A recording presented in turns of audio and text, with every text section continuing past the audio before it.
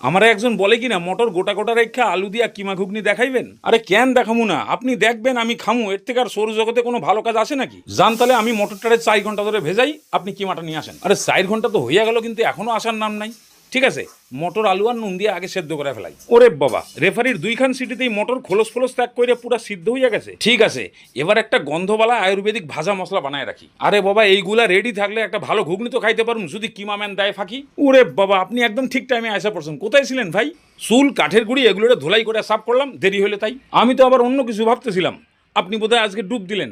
যাকগে, কড়াইতে তেল গরম করে এক এক করে ফেলেন। পেঁয়াজ, টমেটো, আদা, কাঁচামরিচ, রসুন থাতলাইয়া আপনার কিমা, লবণ, হলদি ভালো করে কষান, প্রচুর জল বাইরে দেবো। পুরা জল শুকায় গেলে থ্যাবড়া আলু আর সিদ্ধ মটর দিয়ে দেন, তার উপরে ভাজা মশলাটা দিয়ে ভালো করে মিক্স করে ঢাকনা দিয়ে মাংসটা সিদ্ধ করেন। মাংস সিদ্ধ হয়ে গেলে 3 চামচ টমেটো সস দিয়ে 2 মিনিট ফুটাইয়া নামায় দেন। কি বলেন, এক বাটি দিমু? না না, আরে আমি অত কনজোর লোক না যে কাউরে না দিয়ে একা একা খায় নেবো।